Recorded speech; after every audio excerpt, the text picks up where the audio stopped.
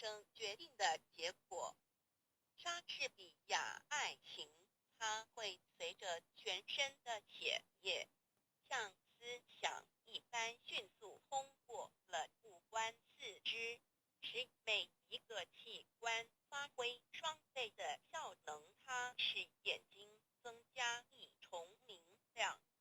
恋人眼中的光芒可以使猛鹰炫目。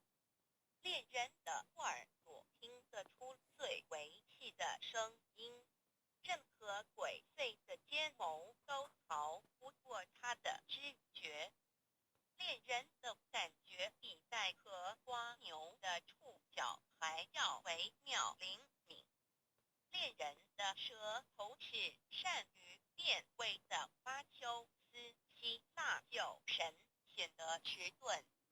莎士比亚一个面具套不下所有人的脸。莎士比亚，你自己和你所有的一切，倘不拿出来贡献于人世，仅仅一个人独善其身，那实在是一种浪费。莎士比亚最后的结果确定工作的成败。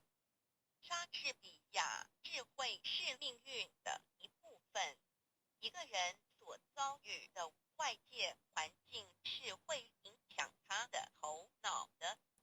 莎士比亚，我们做的坏事，往往因为正好迎合下等人的口味，就被他们高声夸奖，说成是我们办的好事。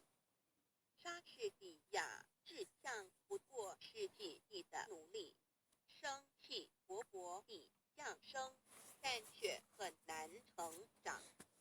莎士比亚，我们的身体就像一座圆谱，我们的意志是这圆谱的园丁。莎士比亚出门看天气，上是问行情。莎士比亚春光不自由，莫怪东风恶。